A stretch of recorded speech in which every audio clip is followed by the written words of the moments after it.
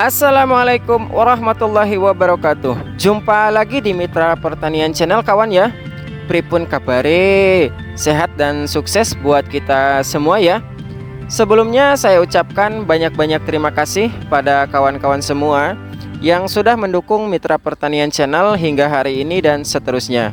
Saya berharap setiap ilmu yang saya bagikan bisa membawa manfaat untuk kalian dimanapun berada. Ada 3 amalan yang tidak akan terputus setelah kematian, yaitu sedekah jariah, doa anak yang soleh, dan ilmu yang bermanfaat. Minimal saya ingin memiliki dari ketiga amalan tersebut. Salah satunya berbagi ilmu yang bermanfaat. Dukung Mitra Pertanian Channel agar terus maju dan berkembang dan bisa berbagi ilmu yang bermanfaat dengan cara subscribe, like, komen, dan share. Ingat ya, jangan skip videonya dan aktifkan lonceng notifikasinya. Jangan lupa titip salam dari saya untuk keluarga kawan di rumah. Semoga kita semua dipermudah dalam segala urusan. Baik kawan, mari kita bahas ke topik sesuai judul video ya. Perlu kawan ketahui bahwa konten ini adalah part kedua pembuktian dari pupuk organik asam amino yang memiliki kandungan JPT dari merek dagang Fertipod. Pupuk organik asam amino ini sudah 2 kali diaplikasikan ya. Aplikasi pertama digunakan dengan cara kocor pada saat pemupukan susulan di usia 220 hari setelah tanam. Aplikasi yang kedua saya gunakan dengan cara spray, bertujuan untuk melebatkan bunga dan buah, dan yang paling penting mencegah terjadinya kerontokan. Karena menurut saya percuma jika bunga dan bakal buah banyak tapi akhirnya rontok juga. Tujuan kita menanam cabai ingin memiliki tanaman tumbuh subur, sehat, berusia panjang, dan berbuah lebat. Bisa dipanen tanpa henti.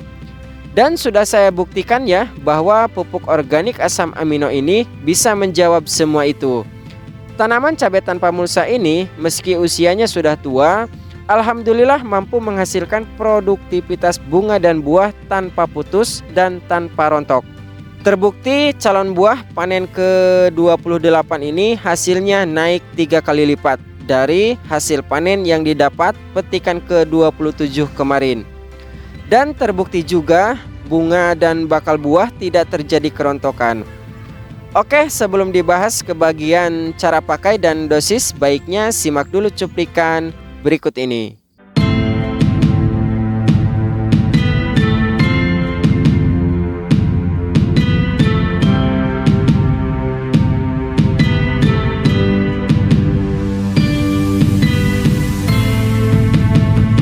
Pupuk asam amino ini saya mix dengan MKP ya, itu pun dengan dosis pemakaian MKP yang rendah. Dan ini dokumentasi aplikasi spray di minggu yang lalu setelah panen petikan ke-27. Perlu kawan ketahui juga, menurunnya hasil panen bisa ditentukan dari beberapa faktor. Faktor yang pertama, terjadinya kerontokan pada bunga dan bakal buah. Faktor kedua, kurangnya asupan nutrisi unsur hara makro maupun mikro. Faktor yang ketiga, jadwal pemupukan yang tidak teratur. Faktor keempat, bisa diakibatkan oleh serangan hama dan penyakit. Itu beberapa faktor yang menyebabkan produktivitas buah atau hasil panen menurun. Untuk melengkapi tanaman kekurangan nutrisi, saya gunakan pupuk organik asam amino. Karena pupuk asam amino dari Fertipod memiliki kandungan unsur hara yang lengkap dan seimbang ya. Asam amino memiliki peran penting pada pertumbuhan dan kesehatan tanaman. Asam amino dari Fertipod saya pakai 5 tutup per tangki 16 liter. Kurang lebih dosisnya 4 ml per liter. Dosis saya naikkan karena tanaman cabai tanpa mulsa ini sudah lebih dari 200 hari setelah tanam. Dosis untuk fase pertumbuhan cukup gunakan Fertipod 3 tutup per tangki 16 liter. Untuk fase pembungaan dan pembuahan gunakan Fertipod 4 hingga 5 tutup. Selain asam amino, saya tambahkan MKP 2 sendok makan ya. Untuk fase pembungaan cukup gunakan 1 sendok makan tiap tangki 16 liter. Pupuk MKP hanya dibekali 2 kandungan unsur hara, yaitu unsur hara kalium dan fosfat. MKP tidak memiliki nutrisi organik yang lain ya, seperti asam humik, asam fulvik, asam amino, JPT maupun nutrisi esensial organik yang lain. Unsur hara fosfat dan kalium untuk memacu pembungaan dan mencegah terjadinya kerontokan. Tapi perlu kawan ketahui juga, jika tanaman tercukupi unsur fosfat dan kalium, tapi kebutuhan nutrisi esensialnya tidak tercukupi, maka bunga dan bakal buah akan terjadi kerontokan juga. Sehingga gabungan antara asam amino vertiport dan MKP itu saling melengkapi antara satu dengan yang lainnya. MKP memiliki kelebihan dari unsur fosfat dan kalium, sementara vertiport memiliki keunggulan asam amino dan nutrisi esensial organik yang lengkap. Untuk pemakaian aplikasi secara tunggal, asam amino vertiport saya pakai minimal 1 kali dalam seminggu ya, maksimal saya gunakan 2 kali seminggu. Jika pemakaiannya digabung atau dimix dengan pupuk MKP atau pupuk lainnya, saya pakai setiap 10 hari hingga 14 hari sekali.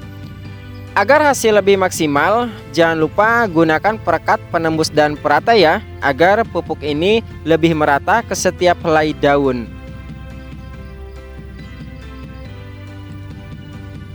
Ini adalah part kedua pembuktian dari pupuk organik asam amino vertiport ya. Part berikutnya akan digabung dengan tambahan sedikit pupuk kimia untuk peremajaan tanaman di usia 230 hari setelah tanam.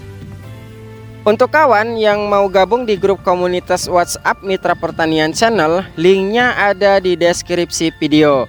Mari kita saling berbagi pengalaman dengan kawan-kawan yang lain yang sudah gabung dari berbagai kota dan provinsi. Tapi sebelum gabung di grup komunitas, dipastikan dulu sudah subscribe, like, komen, dan share video ini. Jangan lupa aktifkan lonceng notifikasinya agar tidak ketinggalan informasi terbaru dari Mitra Pertanian Channel. Jangan lupa subscribe, jangan pelit like, jangan sungkan untuk tinggalkan komentar, dan jadilah orang yang selalu berbagi kebaikan dengan cara share video ini. Ingat pesanku, tetap jaga kesehatan, tetap semangat, dan semoga bermanfaat. Karena sebaik-baiknya orang yang bisa memberi manfaat untuk orang lain.